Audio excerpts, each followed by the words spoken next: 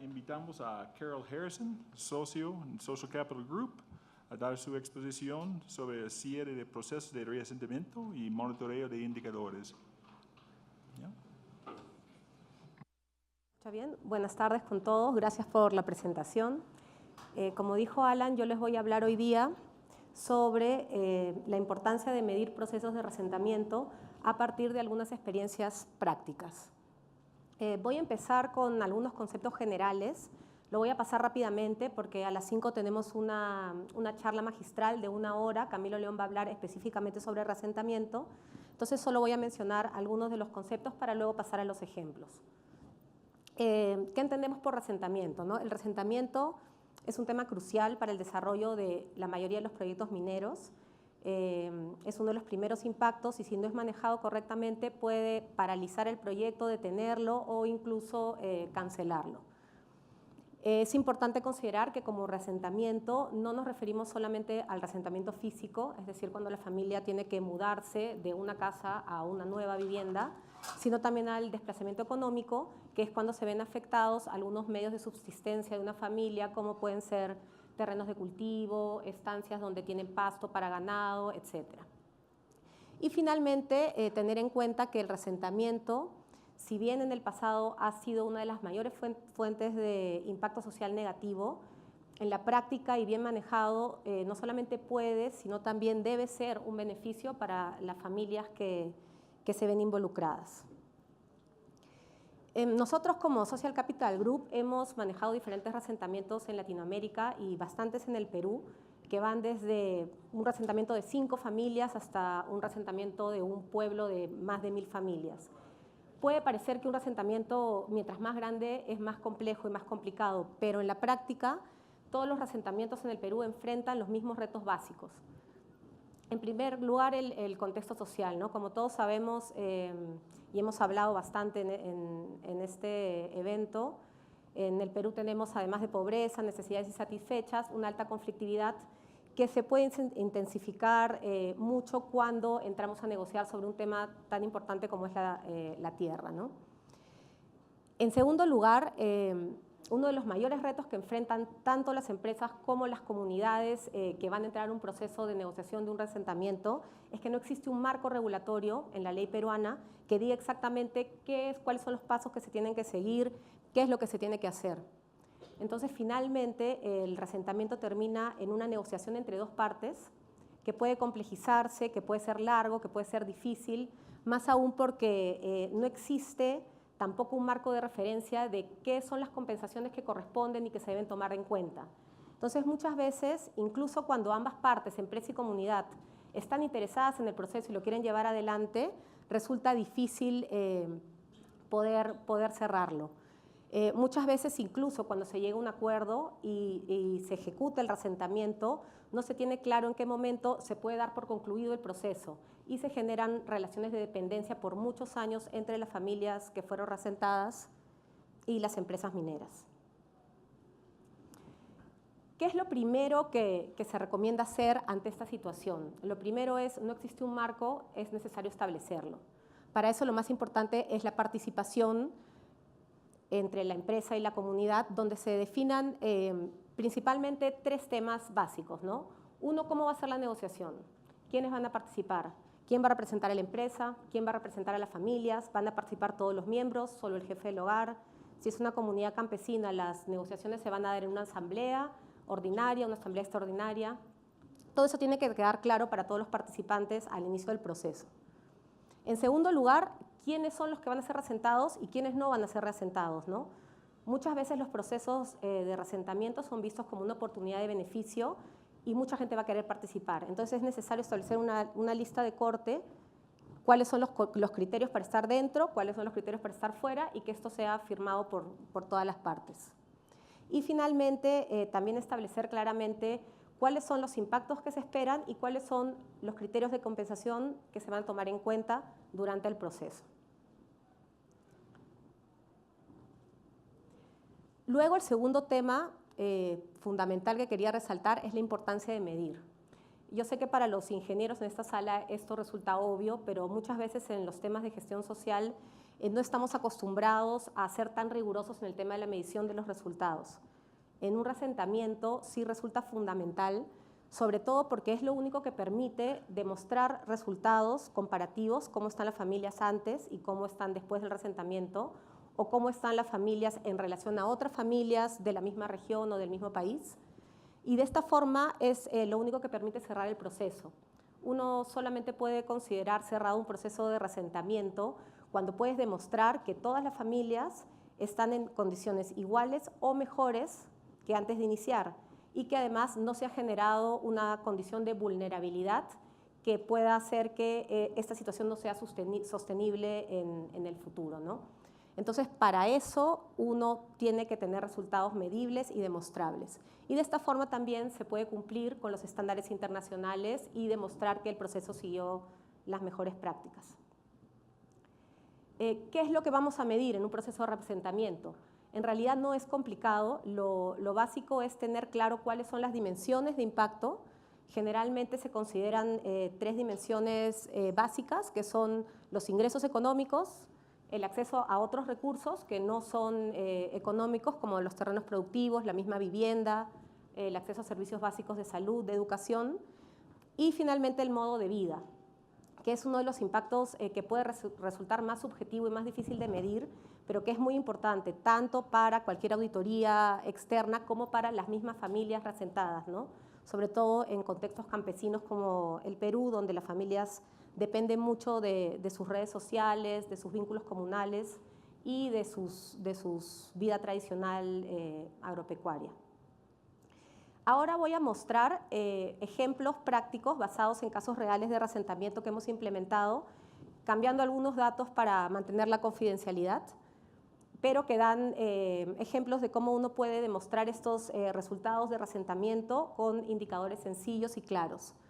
Este primer ejemplo muestra, en esta primera columna vemos todas las dimensiones de impacto que mencioné, acceso a recursos, modo de vida, empleo e ingresos, cada uno de los impactos y el porcentaje de familias participantes que ha mejorado, que ha mantenido la situación y si alguna ha tenido una afectación negativa.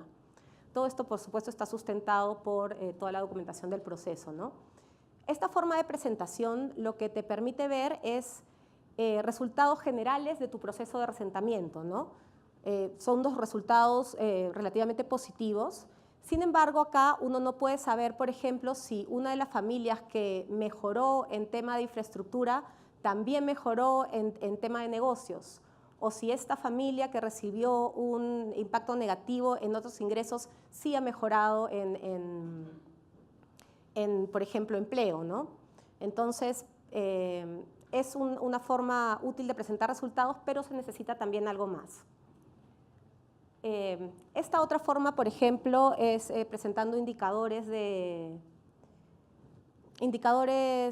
colectivos. Por ejemplo, acá podemos ver la evolución acá vemos los ingresos familiares a través de los años. En la primera curva vemos el promedio de ingresos mensuales familiares en una región.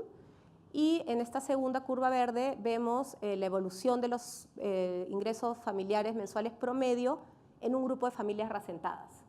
Entonces, de esta forma podemos mostrar cómo las familias reasentadas han tenido un crecimiento sostenido de sus ingresos y que además son significativamente superiores a los ingresos regionales. Pero una vez más, en esta forma de presentación tampoco podemos saber, es un promedio, no podemos saber si una de las familias reasentadas de repente está en una situación crítica muy por debajo de la media regional, ¿no? Entonces, para eso, lo que siempre recomendamos, lo único que permite cerrar definitivamente un proceso de reasentamiento es la medición hogar por hogar. La medición hogar por hogar es la única que puede garantizar que uno ha identificado si hay alguna familia en una situación de vulnerabilidad que necesita una atención adicional especial y de esta forma enfocar acciones complementarias dirigidas a esa familia en el particular punto de impacto en que esta familia está vulnerable, ¿no? Y de esta forma permite también cerrar el proceso, porque el proceso no es necesario cerrarlo todo junto, uno puede ir graduando algunas familias que ya presentan indicadores sostenidos y positivos y quedarse trabajando con las familias identificadas como vulnerables con medidas adicionales. Por ejemplo, en este cuadro podemos ver las mismas dimensiones de impacto, los mismos impactos, pero vemos un resumen que muestra cada una de las familias en la parte superior, ¿no? Consideramos que si el impacto ha sido neutral, es decir, que si las familias están igual que al comienzo, ponemos un 0, ¿no? Un impacto neutral. Si la familia ha recibido una mejora como producto del asentamiento, un impacto positivo, y si ha habido un impacto negativo, ponemos un signo negativo. Entonces, en esta forma de presentación nosotros podemos ver cada familia cómo ha ido evolucionando, y también podemos identificar que si hay un impacto negativo, si bien puede ser que la familia en términos generales haya tenido otros impactos positivos, podemos hacer alguna medida para atender específicamente este impacto negativo en otros ingresos, ¿no? Para cada una de las familias se puede hacer una ficha resumen. Les voy a mostrar un ejemplo de lo que vendría a ser la familia número 11. Acá vemos las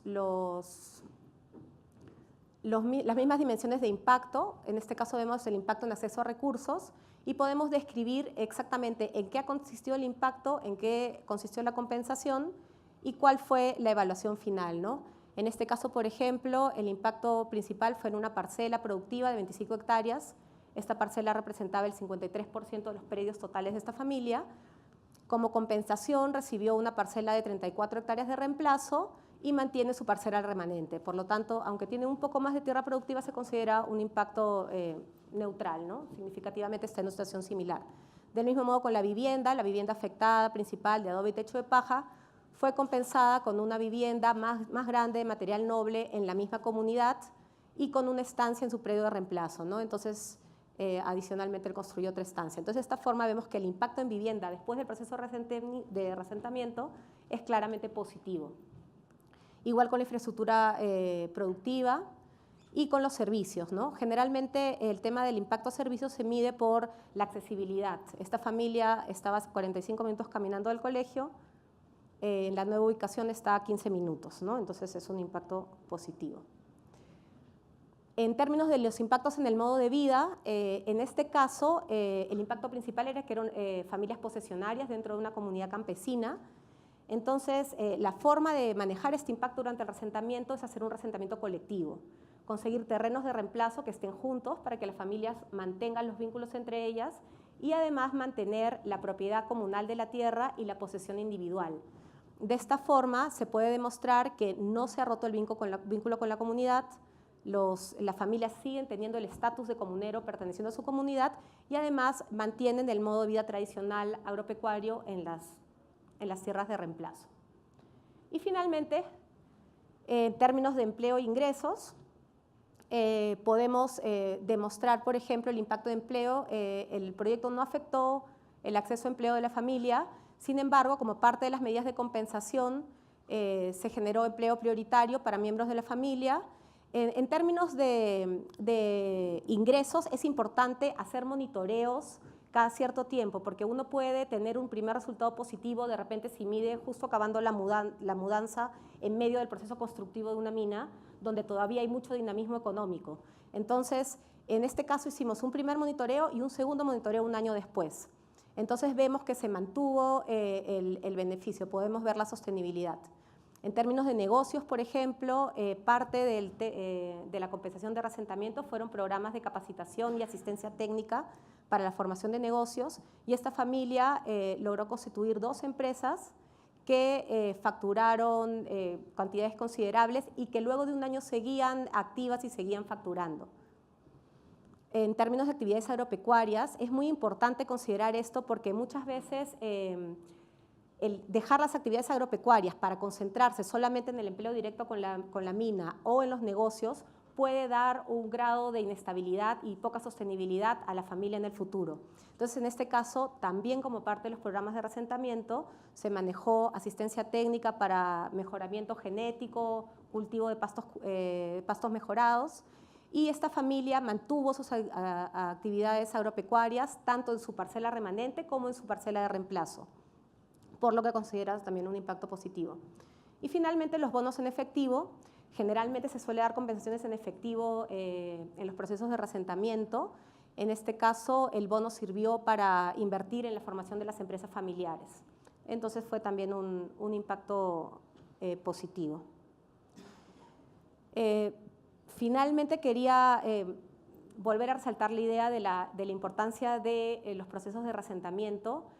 Los procesos de reasentamiento suelen ser uno de los primeros grandes impactos de un nuevo proyecto en su entorno y se ejecutan antes de que la mina entre en operación. Entonces, un proceso de reasentamiento bien manejado, bien planificado y bien medido es la mejor carta de presentación para un nuevo proyecto frente a su entorno y puede aportar mucho tanto a su imagen como a la sostenibilidad del proyecto en el futuro en términos sociales. Muchas gracias.